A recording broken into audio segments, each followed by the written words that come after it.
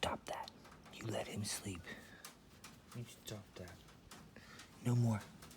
No more. Don't make me lock you up. No more.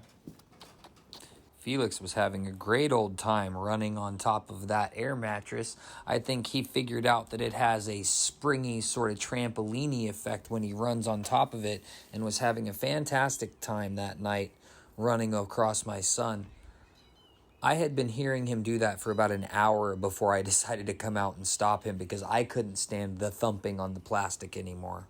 I did want to give you guys an update on the kittens, as that I've had a lot of my viewers ask about them. I meant to have a video up a lot sooner than now, but you know how that goes sometimes. Milo, you made it out of the bin all by yourself, huh, dude? Yeah.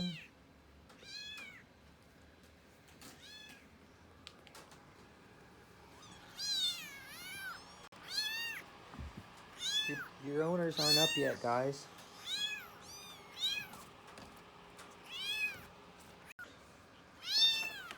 At this point in time, the kittens have both had more than a few days of porridge and of milk at regular feedings, and they're both getting strong and wanting to wander around on their own. Felix is still none too happy with them, but he tends to get used to them rather quickly. This has been one of the best experiences I've had spending time with my kids, teaching them what I had learned with the kittens and showing them how to handle them properly. It was over way too fast, to tell you the truth. I wouldn't mind starting a rescue farm to be able to spend a lot more time with my kids and animals and stuff, because it just feels so rewarding. He turns around, Felix stops walking.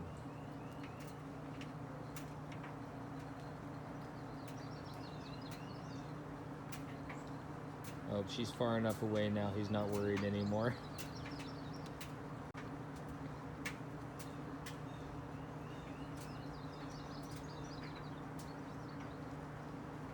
You can see he's hiding.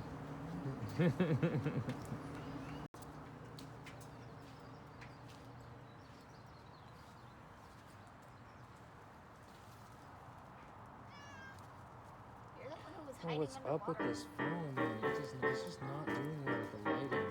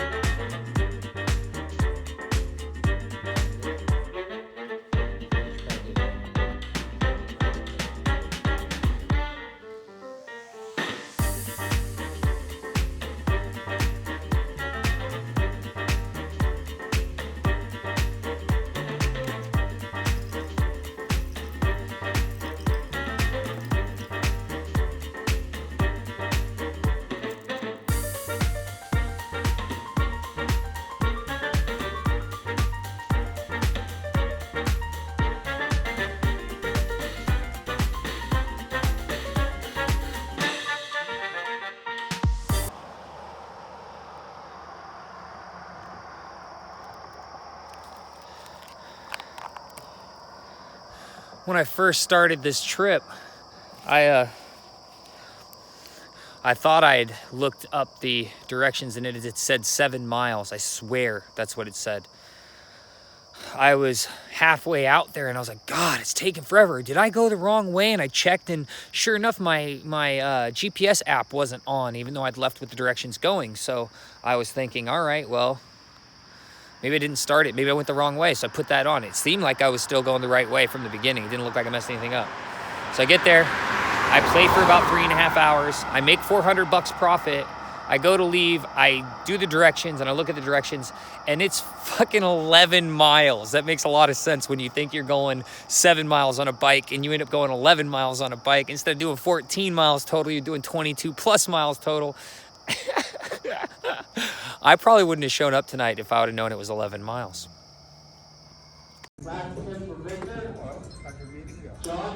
All right, so I haven't sat down at a poker table in like 2008, and you guys know I have been making no money in like the last 2 months because of what happened at that spot and the sales and stuff.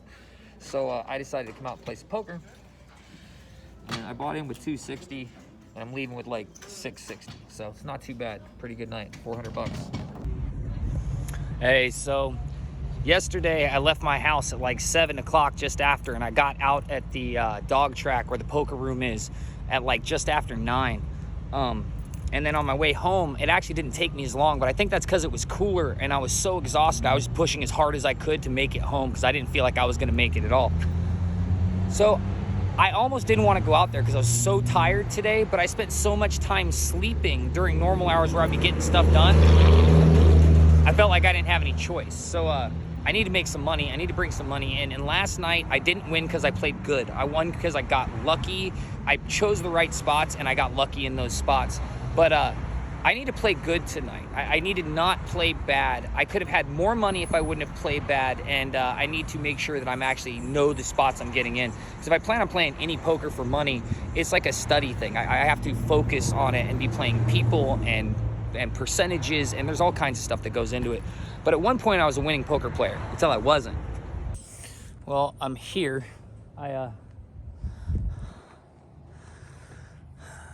I took my time getting here, but man, after yesterday, my body's just not used to this much riding in one period of time.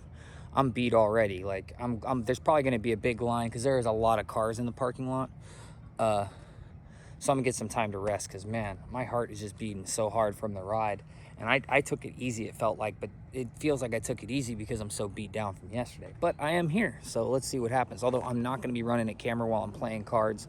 I'm not gonna be shooting video of the cards as they come out or anything like that because I'm not at that level. Yesterday was the first time I played, I think, since 2008 in a real ring game. I could be wrong, but I don't remember playing a real poker since 2008.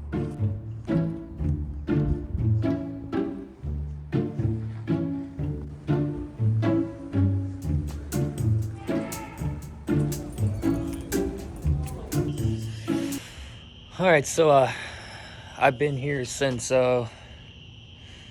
I've been here about 2.5 hours, and I've only really played about 3 hands, maybe 4, and 2 of them I won. One of them I won about 150 bucks off of a semi bluff. I had a pair, but I was convinced the guy had me beat, but I felt like if I bet the proper amount, he'd go away. And I had a ace jack, and I had led out, and he'd called. The flop came jack king blank, and I bet 45, and he called, and the next card out was a queen, and this is where I started worried about that I might actually be beat. And but I really still felt like he had me beat, but I could get him out of there. And so I bet 125, and that was enough. He said, will you show? Because I'm not showing my cards. And I was like, yeah, I'll show if you fold, because I knew I was beat. I knew I was going to be beat. And so I knew 2 things. One, that if I show him that I'm bluffing or that he had a better hand than me, he's more likely to pay me off later when I have a great hand. And then number 2, that telling him that seemed like he was actually going to make him fold, and I knew I wasn't going to win if he didn't fold.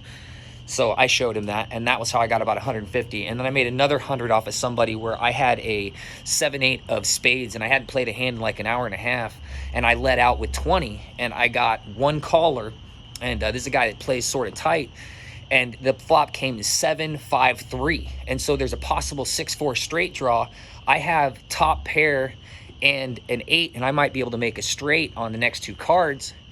So I lead out with 45. He calls. That's where I start to get worried. An ace comes, and I'm like, I don't think the ace hit you. And so I put him all in, and he called that too. I was worried. I was like, there's no way I can be winning. So I turned up my 7-8, and I won with a pair of 7s. I got all his chips with a pair of 7s. And those are the only 2 hands that have gone that I've really made any money on. I'm catching total garbage, not even playable, like not even like suited connectors. That's why I decided to try that 7-8 suited, because it's been so long since I pulled anything. But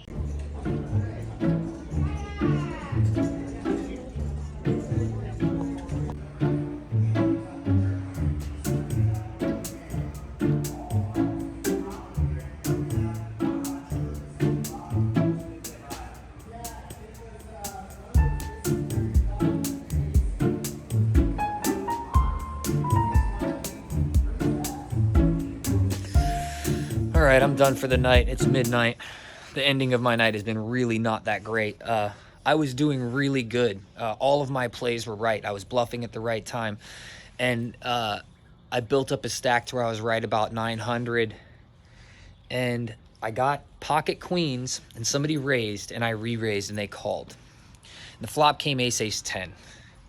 And I was just putting this guy on a weak hand with the 10, and I should have gave him respect for the ace.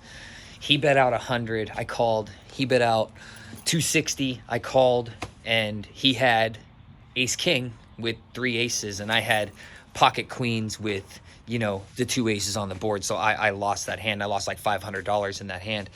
Brought me down to around the 400 range, and I basically floated around the 400 range until I left. Now, I was really upset, and I didn't tilt out, and that's a plus for like what I'm doing right now in the learning curve. But I should have gave him respect for that, and I should not have played that hand that way. I should have saved a lot of that money. There's no way I should have invested that much in that hand without knowing this player like that. That was a bad move, and the giant mistake of the day. I literally would be leaving with about $900 right now if I wouldn't have made that one giant ass mistake. But overall, it's still a winning night. You know, I doubled my money. I'm leaving here with more than what I originally bought in, which is a good thing. And I'm going to take an Uber back instead of riding the bike, which means when I come back here tomorrow, I'm going to have to get a ride of some kind. If I come back here tomorrow, which I'm coming back here tomorrow. So, yeah.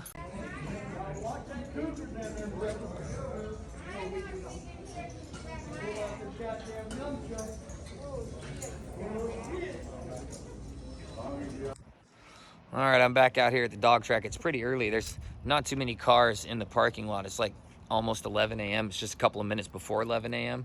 And I have to leave here by 1 because it's supposed to start raining about 3 o'clock. And you can already tell that the clouds, they already got that sort of ominous look about them today. So I got a 2-hour ride back on my bike. And I think I want to see if I can make a couple $100 before I go in today. So let's see how that goes.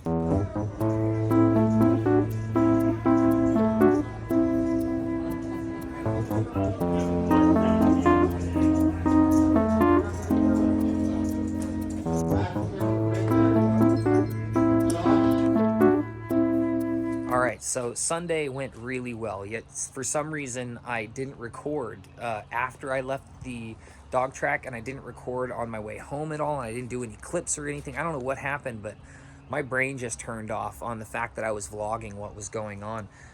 So I'm just going to tell you about the biggest hand, and in general, you know, how I did.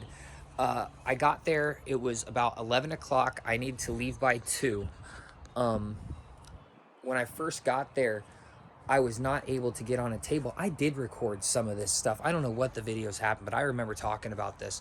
Anyways, so I got there, and there was like a line of like 7 people to get on a 1-6 table, and they only had one 1-6 table going, and they had a whole bunch of 3-6 tables, and the 3-6 are limit games.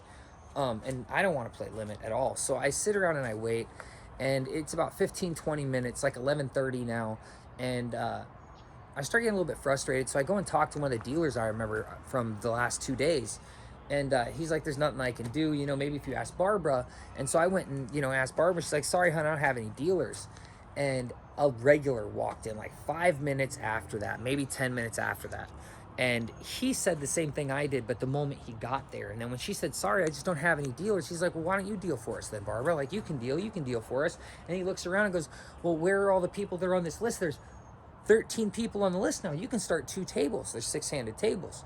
And she goes, well, they're all at 3-6 tables. He goes, well, pull them off the 3-6 tables and put them in a table, and then you have a dealer. You move people around.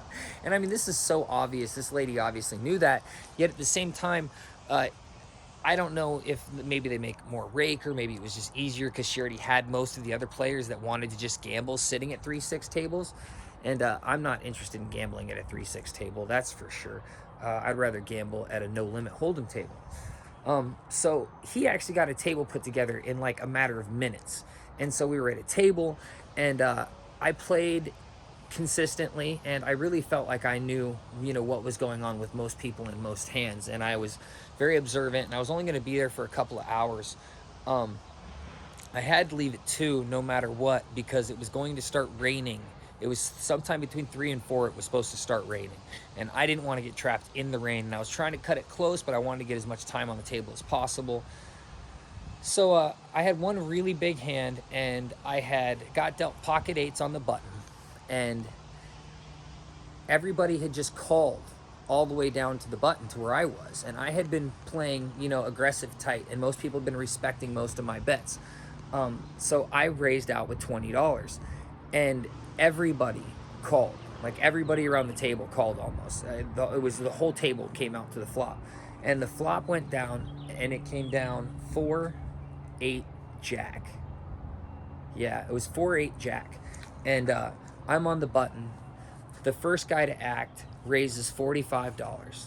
The second guy to act re-raises him. His $45 was his all-in for the first guy to act. Second guy to act re-raises that, goes all-in for about $100. That's all he has. Next guy folds. The guy after him calls. And this all happens immediately too. Like none of them thought about what they were doing for a long time. Like all of them acted really fast. And it got to me, and the flop was 4-8 jack, and I got pocket eights, so I got middle set. So I go all in. That was my snap reaction. Go all in, because only one person right now is not all in, and he already has half his money invested. And unless he has pocket jacks, I'm going to crush this hand. And he calls, and everybody rolls up. And the gentleman next to me that was not quite all in had pocket fours. And so that pot put me up to about $800 right then. And I played a little bit more, and I lost a little bit, and I won a little bit. And at the end of the day, when I left the dog track, it's not a casino, it's a dog track. It doesn't run dogs anymore.